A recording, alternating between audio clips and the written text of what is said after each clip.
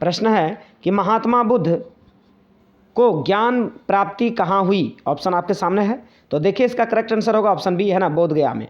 चलिए अब देखते हैं अगला प्रश्न कि बुद्ध चरित्र की रचना किसने की? ठीक है ना, ऑप्शन देखिए आपके सामने है। तो देखिए इसका करेक्ट आंसर होगा ऑप्शन सी, है ना, बाणभट्ट। चलिए अब देखते हैं अगला प्रश्न कि वैदिक, है ना, वैदिक ऋग्वैदिक कालीन लोग किसकी पूजा करते थे? देखिए ऑप्शन आपके सामने है। तो इसका करेक्ट आंसर होगा ऑप्शन बी, है ना, प्रकृति। चलिए अब देखते हैं अगला प्रश्न। अगला प्रश्न आपके सामने है कि उत्तर वैदिक काल के अंत तक किसकी पूजा होने लगी? ऑप्शन आपके सामने है। तो देखिए इसका करेक्ट आंसर होगा ऑप्शन ए, है ना, ब्रह्मा विष्णु और महेश, है ना। अगला प्रश्न है कि सल्लेखन, है ना, द्वारा मृत्यु का विधान किस धर्म में है? ऑप्शन आपके सामने है। तो देखिए इसका करेक्ट आंसर होगा ऑप्शन ए, है ना, जैन धर्म। चलिए अगला प्रश्न है कि अपार, है ना, सुंदर मूर्ति एवं नंद का संबंध किस धर्म से है? ऑप्शन आपके सामने है। तो इसका करेक्ट आंसर होगा ऑप्शन सी, है ना, शैव मत। चलिए अब देखते हैं अगला प्रश्न। अगला प्रश्न आपके सामने है कि बाणभट्ट, है ना, बाणभट्ट ने कादम्बरी ग्रंथ में किस संप्रदाय का उल्लेख किया? चलिए ऑप्शन आपके सामने है। तो देखिए इसका करेक्ट आंसर होगा ऑप्शन डी, है ना, पाशुपात। चलिए अगला प्रश्न है कि सांची स्तूप को संरक्षित रखने में अहम भूमिका थी, किसकी थी? तो देखिए इसका करेक्ट आंसर होगा ऑप्शन डी, है ना, इनमें से सभी। चलिए अगला प्रश्न देखते हैं। अगला प्रश्न आपके सामने है कि निम्नलिखित में से गौतम बुद्ध के शिष्य थे, कौन थे? तो देखिए इसका करेक्ट आंसर होगा ऑप्शन डी, है ना, सभी, इनमें से सभी। चलिए अगला प्रश्न है कि नाथ मुनि का संबंध है ना, किस धर्म से? तो देखिए इसका करेक्ट आंसर होगा ऑप्शन डी, है ना, वैष्णव धर्म। चलिए अगला प्रश्न देखते हैं। अगला प्रश्न आपके सामने है कि वीर शैव, है ना, आंदोलन का जनक कौन है? ऑप्शन आपके सामने है। तो देखिए इसका करेक्ट आंसर होगा ऑप्शन सी, है ना, बास बन्ना। चलिए अगला प्रश्न है कि धर्म ग्रंथ सुत्त पिटक किस धर्म से संबंधित है? ऑप्शन आपके सामने है। तो देखिए इसका करेक्ट आंसर होगा ऑप्शन बी, है ना, बौद्ध धर्म। चलिए अगला प्रश्न है कि सांची मध्य प्रदेश के किस जिले में स्थित है? ठीक है ना, तो देखिए इसका करेक्ट आंसर होगा ऑप्शन बी, है ना, रायसेन। चलिए अगला प्रश्न देखते हैं। अगला प्रश्न आपके सामने है कि कुंडलवन, है ना, जो कि कश्मीर में है ना, चतुर्थ बौद्ध संगीति किस शासक के काल में हुई? ऑप्शन आपके सामने है। तो देखिए इसका करेक्ट आंसर होगा ऑप्शन बी, कनिष्क। ठीक है ना। चलिए अब अगला प्रश्न देखते हैं कि पुराणों की संख्या कितनी है? तो इसका करेक्ट आंसर होगा ऑप्शन बी, है ना, 18। चलिए अब देखते हैं अगला प्रश्न। अगला प्रश्न आपके सामने है। चलिए अगला प्रश्न है कि प्राचीन भारत में धम्म की शुरुआत किस शासक ने की थी? ठीक है ना। चलिए तो देखिए इसका करेक्ट आंसर होगा ऑप्शन सी, है ना, अशोक। चलिए अब अगला प्रश्न देखते हैं कि वेदों की संख्या कितनी है? ठीक है ना, वेदों की संख्या कितनी है? तो इसका करेक्ट आंसर होगा ऑप्शन बी, है ना, 4। चलिए अब देखते हैं अगला प्रश्न। अगला प्रश्न आपके सामने है कि महावीर स्वामी की पुत्री, है ना, अनुजिया प्रियदर्शना का विवाह किससे हुआ? ठीक है ना, ऑप्शन आपके सामने है।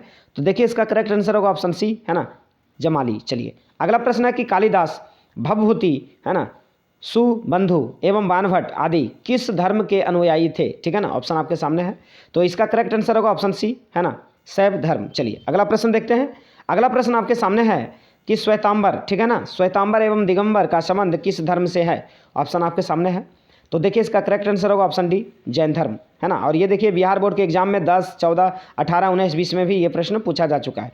चलिए अगला प्रश्न आपके सामने है कि भवभूति में, है ना, भवभूति के मालती माधव, है ना, में किस संप्रदाय का उल्लेख है? ऑप्शन आपके सामने है। तो देखिए इसका करेक्ट आंसर होगा ऑप्शन सी, है ना, यानी कि कपालिक। चलिए अगला प्रश्न देखते हैं कि स्तूप संबंधित है, ठीक है ना, स्तूप संबंधित है, ऑप्शन आपके सामने है। तो देखिए इसका करेक्ट आंसर होगा ऑप्शन बी, है ना, बौद्ध। चलिए अगला प्रश्न देखते हैं कि बौद्ध परंपरा, है ना, बौद्ध परंपरा में अशोक ने कितने स्तूप बनवाए? ऑप्शन आपके सामने है। तो देखिए इसका करेक्ट आंसर होगा ऑप्शन डी, ठीक है ना, 84,000। चलिए अब देखते हैं अगला प्रश्न कि महावीर का जन्म हुआ था, है ना, ऑप्शन आपके सामने है। तो देखिए इसका करेक्ट आंसर होगा ऑप्शन सी, है ना, कुंडलवन यानी वैशाली में। चलिए अगला प्रश्न है कि बुद्ध का बचपन का नाम क्या था? ऑप्शन आपके सामने है। तो देखिए इसका करेक्ट आंसर होगा ऑप्शन बी, है ना, सिद्धार्थ। चलिए अब देखते हैं अगला प्रश्न। अगला प्रश्न आपके सामने है कि महावीर ने, है ना, महावीर ने पार्श्वनाथ, है ना, के सिद्धांतों में कौन सा नया सिद्धांत जोड़ा? ऑप्शन आपके सामने है। तो देखिए इसका करेक्ट आंसर होगा ऑप्शन बी, ब्रह्मचार्य। चलिए अगला प्रश्न है कि चौथी बौद्ध संगीति किस शासक के काल में हुई थी? है ना, ऑप्शन आपके सामने है। तो देखिए इसका करेक्ट आंसर होगा ऑप्शन डी, है ना, कनिष्क। चलिए अगला प्रश्न देखते हैं। अगला प्रश्न आपके सामने है कि हीन यानी पुस्तकें किस भाषा में है। ऑप्शन आपके सामने है, तो देखिए इसका करेक्ट आंसर होगा ऑप्शन बी, है ना, पाली भाषा। चलिए अगला प्रश्न है कि प्रथम बौद्ध संगीति किस शासक काल में हुई। ऑप्शन आपके सामने है, तो देखिए इसका करेक्ट आंसर होगा ऑप्शन ए, है ना, अजात शत्रु। चलिए अब देखते हैं अगला प्रश्न। अगला प्रश्न आपके सामने है, चलिए अगला प्रश्न आपके सामने है, देखिए अगला प्रश्न है आपके सामने कि तृतीय बौद्ध संगीति, है ना, तृतीय बौद्ध संगीति का आयोजन कहाँ हुआ। ऑप्शन आपके सामने है, तो देखिए इसका करेक्ट आंसर होगा ऑप्शन बी, पाटलिपुत्र। चलिए अगला प्रश्न देखते हैं। अगला प्रश्न आपके सामने है कि हीनयान एवं महायान संप्रदाय किस धर्म से संबंधित है। ऑप्शन आपके सामने है, तो देखिए इसका करेक्ट आंसर होगा ऑप्शन बी, है ना, बौद्ध धर्म। चलिए अगला प्रश्न देखते हैं। अगला प्रश्न आपके सामने है कि महात्मा बुद्ध का जन्म स्थान कहाँ है। ऑप्शन आपके सामने है, तो देखिए इसका करेक्ट आंसर होगा ऑप्शन डी, है ना, कपिल वस्तु। चलिए अगला प्रश्न है कि अशोक द्वारा प्रचारित बौद्ध धर्म कहाँ प्रचलित नहीं हुआ। ऑप्शन आपके सामने है, तो देखिए इसका करेक्ट आंसर होगा ऑप्शन बी, है ना, ब्रिटेन। चलिए अगला प्रश्न है कि जैन धर्म के 24वें तीर्थंकर कौन थे, ठीक है ना, तो देखिए इसका करेक्ट आंसर होगा ऑप्शन डी, है ना, महावीर स्वामी। ठीक है, चलिए अगला प्रश्न देखते हैं कि त्रिपिटक साहित्य संबंधित है ना, तो देखिए इसका करेक्ट आंसर होगा ऑप्शन बी, है ना, बौद्ध धर्म। चलिए तो प्यारे बच्चों, ये वीडियो आपको कैसा लगा आप ज़रूर कमेंट कर बताएं, और जितना ज़्यादा से ज़्यादा हो सके इस वीडियो को शेयर करें, और वीडियो अच्छा लगा हो तो लाइक करना ना भूलें, और चैनल पर पहली बार आए हैं तो चैनल को सब्सक्राइब कर लें और बेल आइकन प्रेस कर दें, जिससे कि हमारे द्वारा अपलोड की गई वीडियो की नोटिफिकेशन आपको टाइम पे मिलता रहे। तो चलिए हम फिर मिलते हैं नेक्स्ट वीडियो में, तब तक के लिए जय हिंद, जय भारत, वंदे मातरम।